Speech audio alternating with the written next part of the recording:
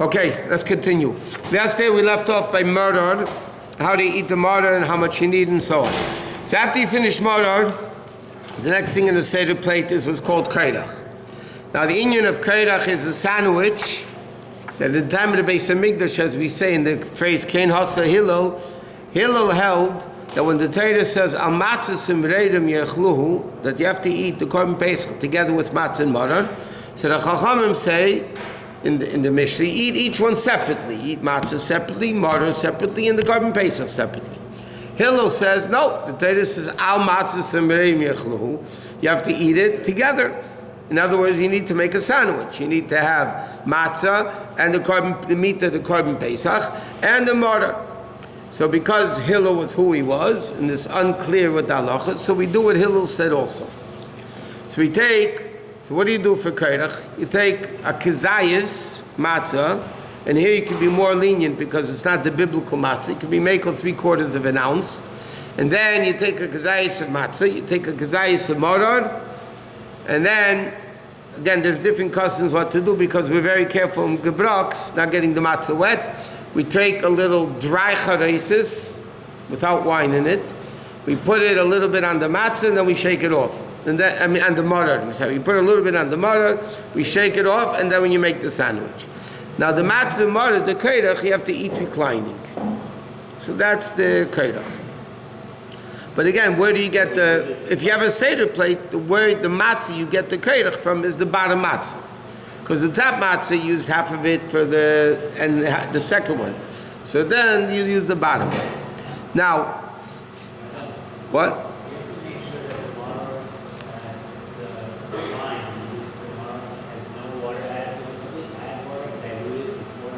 The Sephardim do that, we don't do that.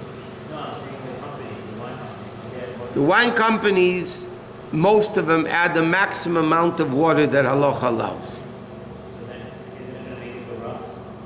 That's why I said we put dry charesis on the maror and we shake it off. Dry charesis means without the wine. Even those people that make their own Pesach dika wine without water, without sugar, without anything, they have also took dry charesis and put it on the maror and then shook it off. Okay, now it's Shulchan Aruch. Shulchan Aruch is the meal, and so Shulchan Aruch, our custom is, many people have that custom, that you begin the meal with the hard-boiled egg dipped into salt water. The hard-boiled egg from the kaira, you dip into the salt water, you don't say anything, you just eat it. Huh? No, you don't have to eat the whole thing. Sometimes they share it, whatever. Now, during the meal, obviously you have to eat whatever you want, that's kosher lePesach, but you have to make sure to leave room at the end for the afikomen. Also, there are different customs. Do you recline when you eat the meal? Do you not recline? Our custom is we do not recline during the meal. And there are people that do this, different customs. We do not recline during the meal. And that's it. Eat what you want. Now, you're allowed to drink wine during the meal. Between the second and third cup of wine, which is right before eating and after eating, you don't make a bracha. In fact, the Rebbe had a minig. He drank wine, but he didn't say l'chaim. And he says he didn't want to give any prominence, any chshivas to the l'chaim, to the kos, by saying l'chaim, because there's 4 cups of wine and that's it. You don't add more. So you drink wine, but you don't say l'chaim because then you're giving it some type of importance and prominence and so on. Okay, that's Shulchan Aruch. You shouldn't eat more than too much because, now another thing, we mentioned that last time, you're not supposed to eat roasted meat the night of Pesach Seder, both nights. That means not roasted meat and not roasted chicken. Both nights, during the day you could. So you can't have barbecue at the night of the Seder. This year you can't anyway, it's Friday night. But even if not, you can't eat pot roast, means meat just cooked in its own juice without any added liquid. You just take a roast, put it in a pot and cook it as is. That's called in halacha tzli kedar. And then you're not allowed to eat it both nights of Pesach. If you add a little bit of liquid, wine, water, whatever, so then it's fine. What?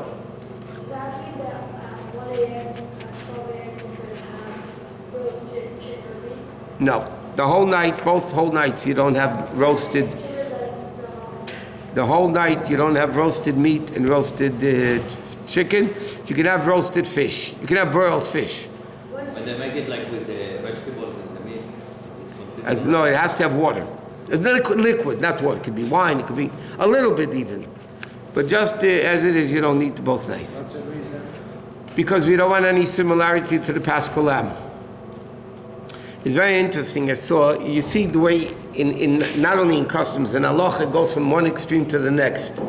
Our custom for the Zreya is to take a neck of a chicken, or we take almost all the meat off the neck of the chicken. And a lot of poskim say, no, if you use a shank bone, it has to have meat on it.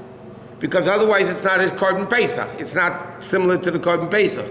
Our custom is dafka, we take off almost all the meat. We leave a drop on, but it's interesting the way so many different customs from one extreme to the next. Okay, what? Can you eat what? The custom is not to eat. First of all, it's roasted meat. Roasted. You can cook it first, but the custom is to roast it. What's the difference? Doesn't matter. When you put it on the Seder plate, it shouldn't have. Now, we're very careful in Gebrach, so we make sure not to get the matzah wet. You know, you look into the glass, make sure there's no crumbs, whatever. What? Try not to eat anything roasted. Shouldn't be any similarity to the Korban Pesach. Why not? Because Persians actually do eat roasted lamb. It says in Shulchan Aruch, the Mechaber says no. What do you mean they eat it? And with all due respect, a lot of Persians drive on Shabbos too. I mean, that doesn't mean you're allowed to. Shulchan Aruch says you're not allowed to eat roasted meat. Why chicken? Why not chicken? Because it's still meat. It's still called meat. So you don't want any similarities to Korban Pesach. Okay, let's move on. Anyway, at the end of the meal, you have the afikomen.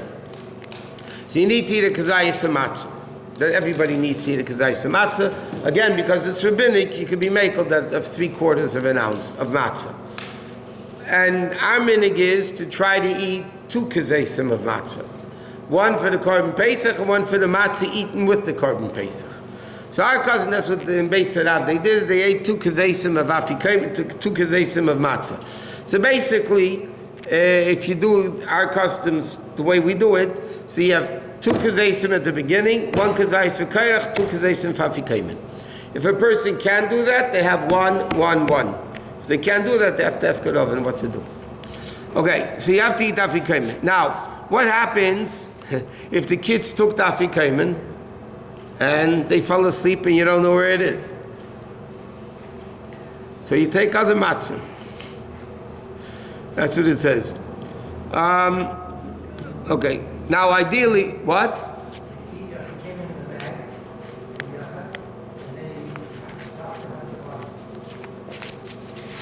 Half of what, top of what bottom? Wherever you want to take another kazayism. No, this is second kazayis. It's no different. What? You said Gebrach were very strict about not getting lots of wet. Is it the same concept of bottle b'shishim from matzah? No. And Pechametz and Pesach is never bottle. And it's not, there's nothing to do with bittul. Okay, then you have the third, you pour the third cup of wine after benching. Now, in the Haggadah, the Rebbe writes that most of the years they poured Kreis Shalaliyo after benching. There's you bench in the third cup, and then after benching you drink the third cup, and then you pour the cup for Afikomen, for the fourth cup, for Shvei Chametz. But the Rebbe writes, and at the later years, all of the later years, the Rebbe poured Kreis Shalaliyo before benching. And that now became the minhag, whatever, that we pour the Kreis Shalaliyo before benching. And then when you bench, if you have a mezumin, you hold the cup like you do normally. And in many places, the minhag was everybody hold the cup. Even if you have a mezumin. So normally, the guy that benches, he's the only one with the cup. So, but the Rebbe, by the Rebbe, the minhag was everybody held the cup for benching, for the whole benching, except Bein Vrachim Shloimam, you put it down, you say the fourth bracha, and then afterwards you drink the third cup of wine. What do you do with kosher after we finish? After you finish, at the end of the Seder, when you finish Koshel Elio, so the minhag is you pour it back into the bottle, and everybody sings Keliata. It's B'chlal, it's Yud Aleph Nisan today. There was a massive. I never was by the Rebbe's Seder Pesach. You just go back for the last days, but first days all the Americans were home, but it's printed up already. It's known.